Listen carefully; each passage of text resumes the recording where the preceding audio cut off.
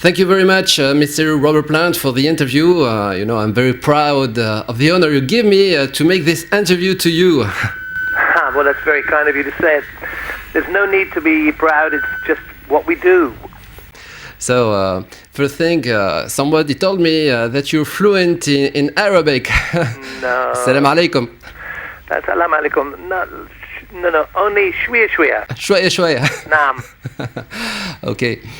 So, Robert Plant, you sang in Egypt and Morocco, and we will have the pleasure to listen to you in the prestigious theater of Carthage, 24 Mars.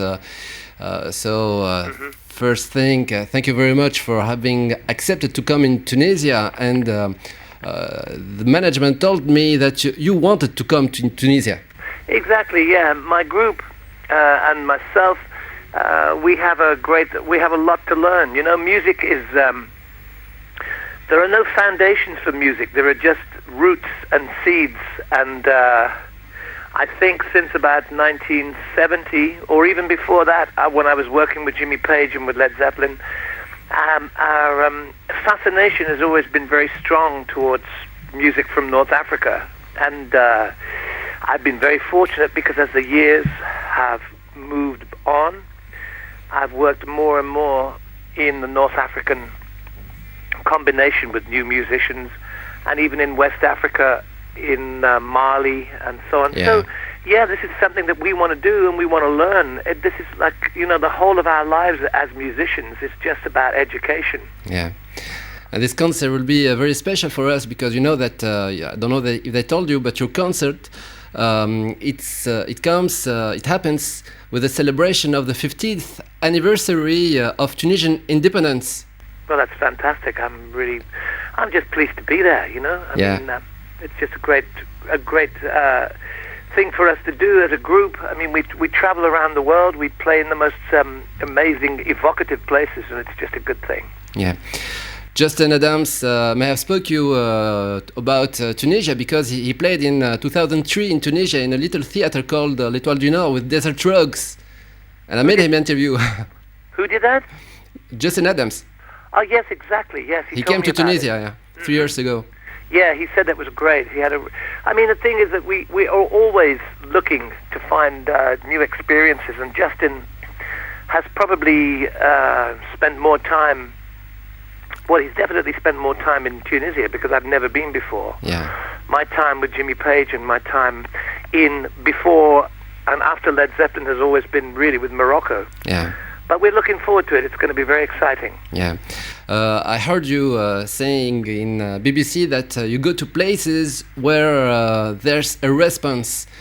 So what kind of response do you expect from Tunisian people, Tunisian public? I have no idea. I cannot tell you. All I know is that we play, our group is exciting, it's dramatic, dynamic, yeah. And we use a lot of rock and roll, if you like, a lot of rock and roll signatures, but at the same time we use a lot of time signatures, and we use bendir, darbuka. Yeah. And so there will be, it's like a melange between the music of 70s rock, yeah. and I guess, I don't know, Shle, Arabic, yeah. North African, Egyptian rhythms, and who knows what's going to happen. I have no idea. This mixture of African, Moroccan, North African rhythms, we can hear it in mighty rearrangements in few songs. Huh? What is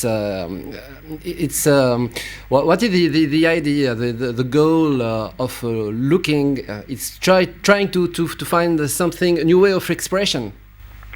Well, there's so much of a melange now. I mean, we're playing with a group here in France called Orange Blossom. Yeah.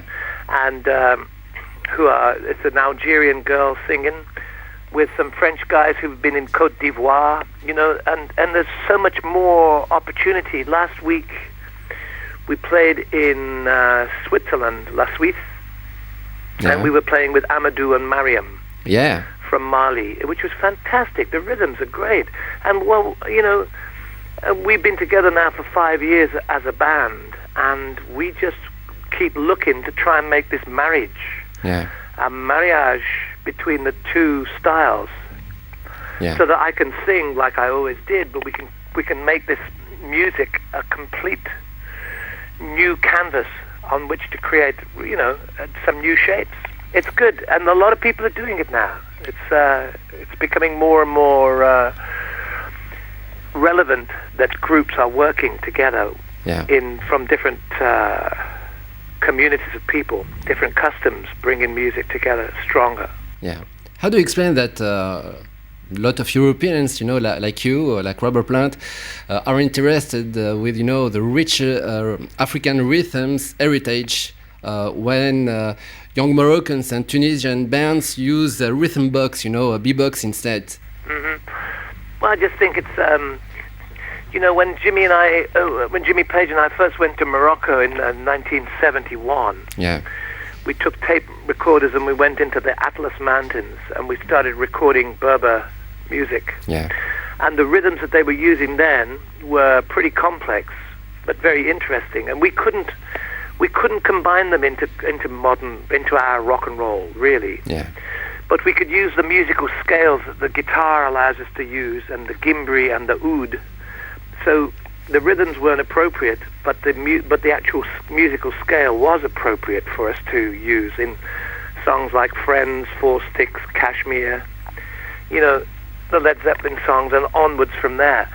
In all societies, beatbox is good, but sometimes when I hear the music of North Africa and I hear that when you take away the skin of the animal and the percussion of hands and feet and the whole kind of sexuality and the rhythm of natural percussion, then I don't enjoy it so much. But the thing is that I know that musicians in Tunisia, they want to contemporize their music, so they want to push forward.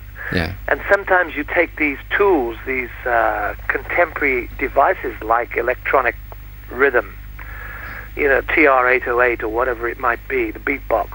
Yeah. And in a way, it sounds cool to begin with because it's brand new in the culture. It's brand new on the scene.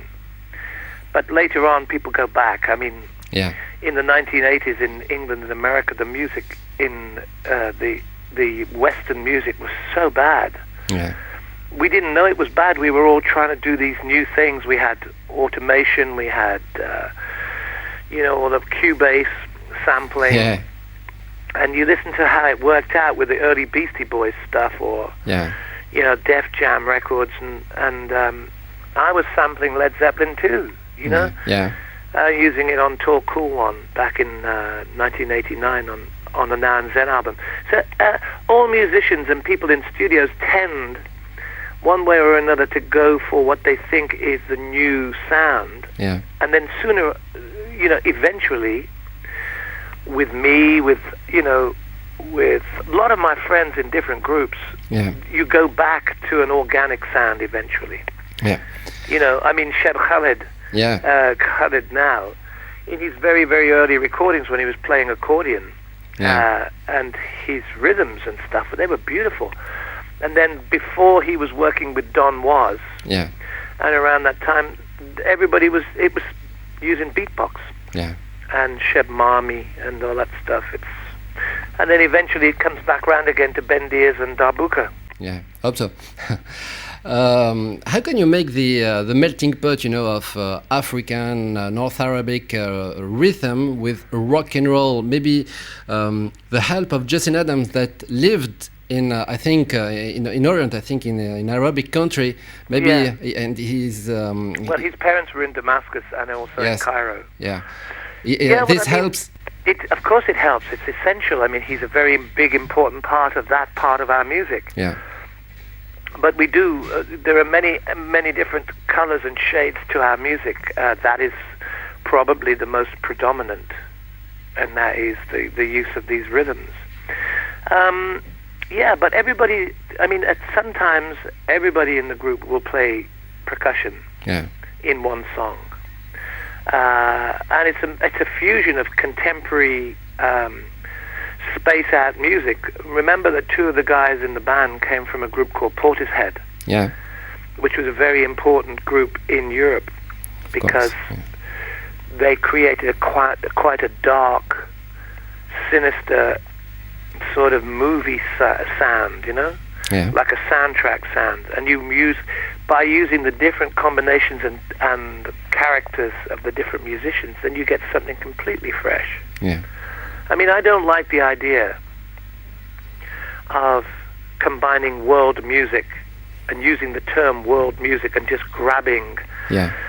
Ali Farka Touré's rhythms or whomever it might have been, Yeah. you know, Umu Sangare or whatever, and just calling it the music. Yeah. You know, you have to be experimental and creative to make a new form. Yeah. So maybe I hope that coming in Tunisia, you will listen to some Tunisian music, and maybe you can get some more ideas. Exactly. Yes, I'd like to do that. Yeah. I hope. Well, maybe we'll hook up with you when we're there. Anyway. Yeah. Would you be there when we come? Yeah. Yeah. Of course. Good. You played in Timbuktu, huh? You played in the Sahara. You played even in the Arctic Circle. You like to play in unusual places. Well, you know, I played Madison Square Garden in New York. Yeah. Maybe 60, 50 times. Yeah. And, you know, in the end, playing in a great big cavern Yeah. where people pay too much money and everything is just bland. It's all too regular, too normal, Yeah. There is no anticipation, there's nothing new about the environment. Yeah. And you know, also, I was in a band that was so big, it was so popular. Yeah. I mean, it was really, really like, I mean, I remember I was 20 years old when this thing started going bang. Yeah. And I experienced so many big, big deals that for me now, the idea of playing in a beautiful location to people who are really ready for music Yeah. is much more of a reward.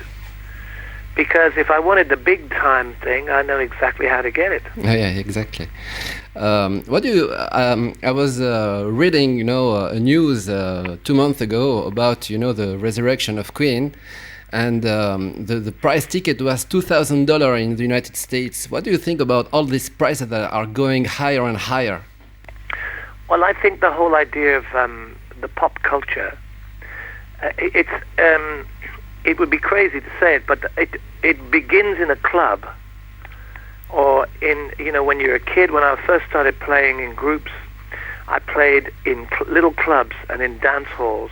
Yeah. And that's where it is. That's where the sweat is. That's where you look into people's eyes. That's where you can't hide. You have to be a master, Yeah. you know. And that's where it all belongs. And when it gets too big, then all the components start changing. Yeah. And in America and in Europe now, the big groups, the older musicians like myself, Yeah. they are part of it's like an addiction to success. Yeah. It's like it's like a drug. It has to be bigger, the production, the whole projection of a career.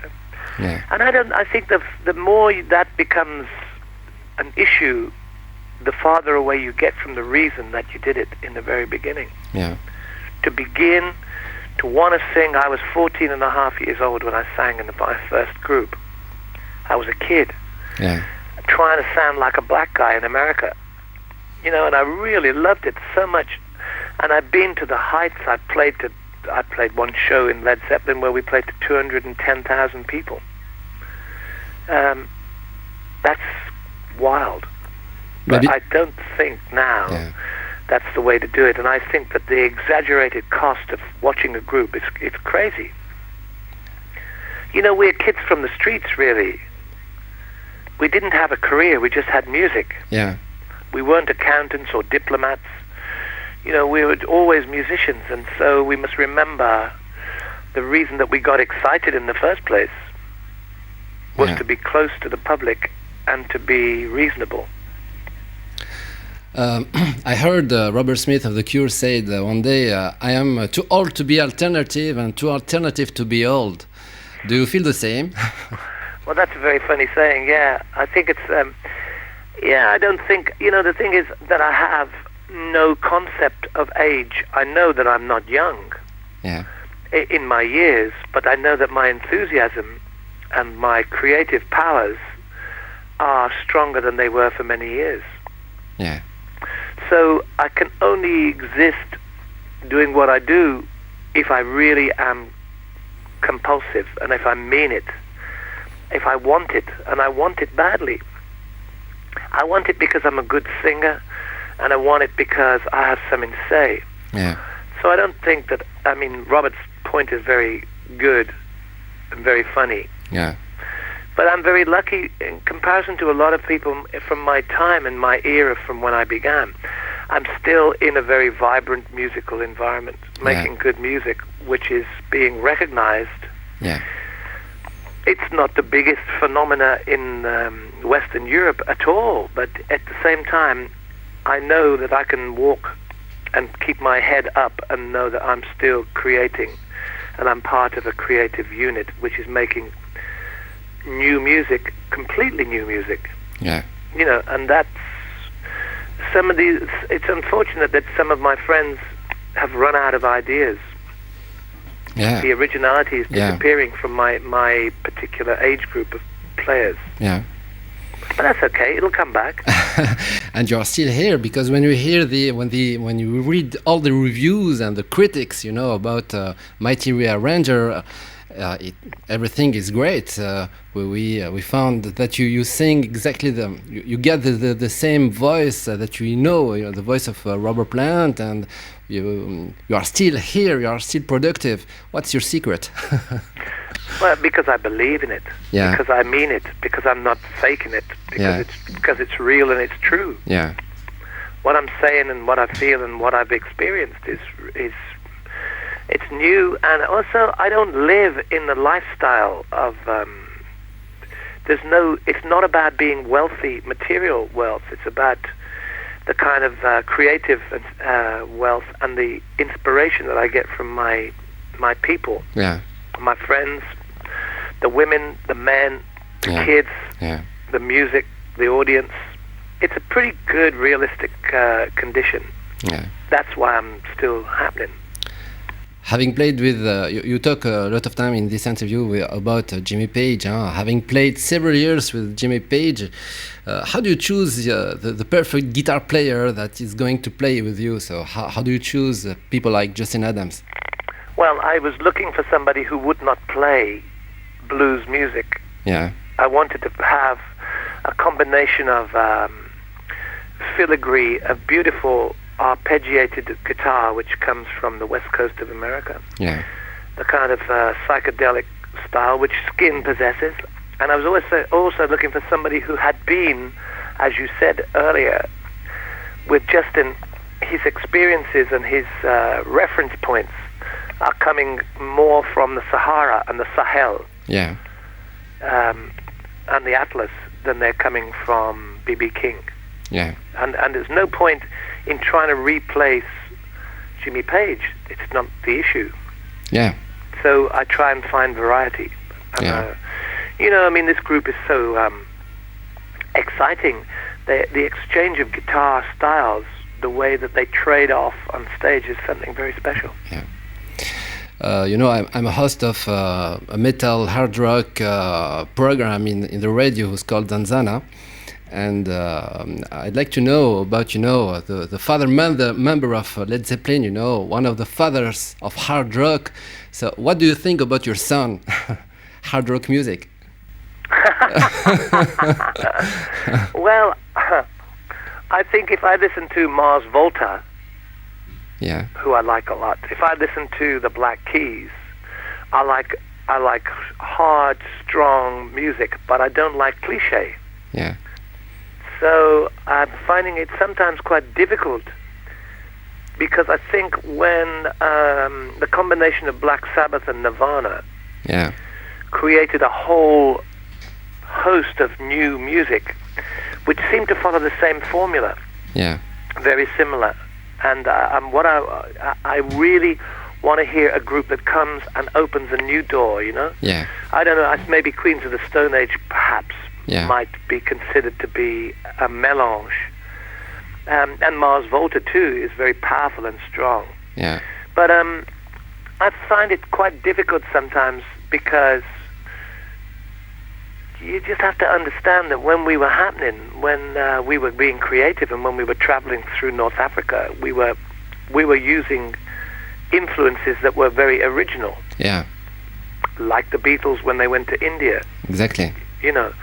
So what happens 30 years down the line is that people have a little bit of this, a little bit of that, the groups, but also there's a lust and a need for success for these groups, because the record companies who control or who distribute the groups' music, they cannot afford for the groups to be failures for too long. Yeah. So the whole need to be successful means that the group maintains its record contract. And if that's going to happen, then everybody seems to be coming out of the same nest. Is it for the same reason that you left, your old record company, and now you went to Sony? Well, it's for many reasons, really. Yeah. And the most important thing is that because I'm a mature musician, Yeah. the rock and roll, the big heavy rock programs now say that I've become too much of a world musician. Yeah. So they don't play my music so much. Yeah. And the world musician radio are playing quite a bit of what we do, but they also know that I was the golden god. Maybe you are too metal to be word and too word to be metal, Yeah. Like said, Robert Smith said about alternative and old. Yeah, exactly, but I'm not rusty. The water doesn't rest on my metal, so I'm still strong. Yeah. So I wanted to find people who really were prepared to work with my music, and that's what I've done with Sony BMG. I think in France especially, they're very good. Yeah.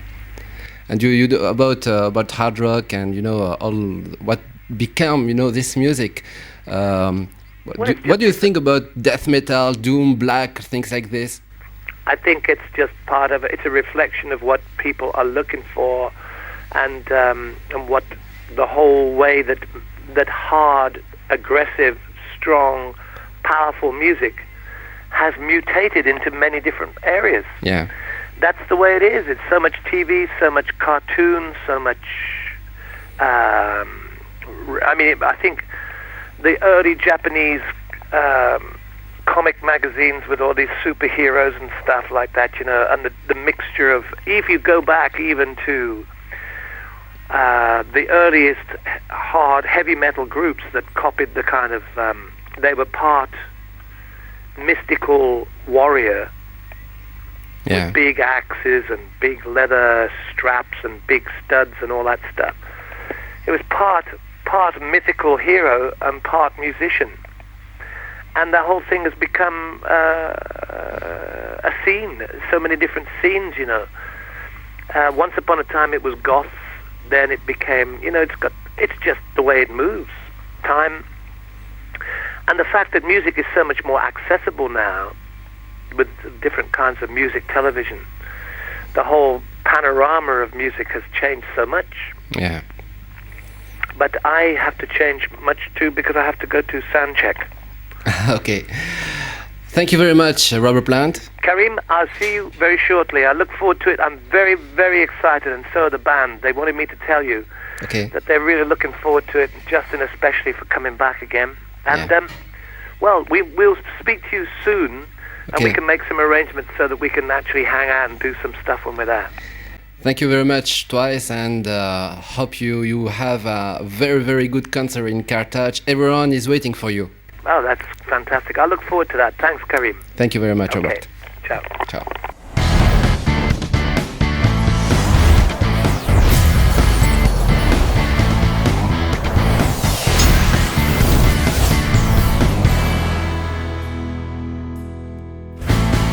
Zanzana, l'émission métal.